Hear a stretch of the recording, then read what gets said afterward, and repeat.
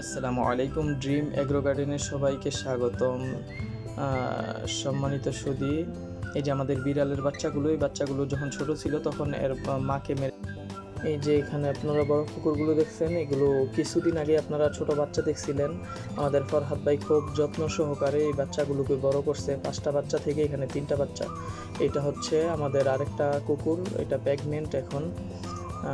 আর এই যে এটা হচ্ছে আমাদের কালু, আমি মধ্যে এটা হচ্ছে আরেকটা। এখন আমরা যাব আমাদের কবুতরের ফার্মের দিকে। এটা হচ্ছে আমাদের ক্যাম্পের 2 গলির মাঝখানের জায়গা, এখানে আমরা শাকসবজি রোপণ করি আর কি। এটা হচ্ছে আমাদের খুব সুন্দর একটা কুকুর, কিন্তু এর সাদার কারণে আর অতিরিক্ত পশমের কারণে খুব বেশি ময়লা হয়ে যায়। এখানে আমাদের কবুতরের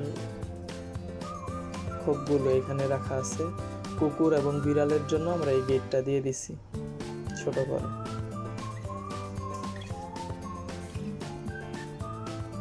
এই যে এখানে আমরা কবুতরের খাবার রাখি। কবুতরের খাবার রাখার জায়গা হচ্ছে এখানে। কবুতরের খাবারগুলো আমরা এখান থেকে দিই আর কি।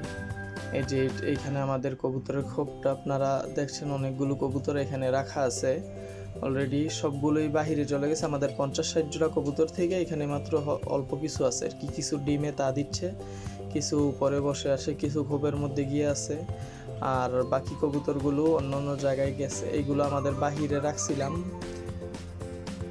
এই যে দেখেন, দুঃখের কথা কি বলবো, চড়ুই পাখি আমাদের গাছ লাগায় আর খেয়ে শেষ করে ফেলে।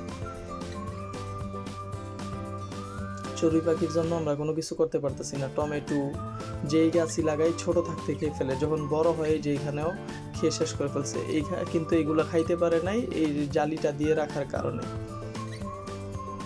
এইগুলো আমরা টমেটো রোপণ করছিলাম, এই যে দুবলা ফুলের চারা।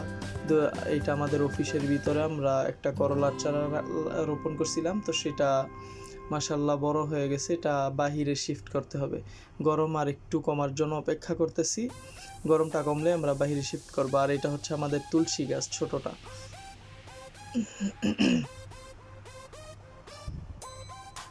এইখানে আমরা শসার চারা রোপণ করছি। তো শসার চারা যতগুলো বীজ বপন করছিলাম সবগুলোই অঙ্কুরিত হয়েছে। এখানে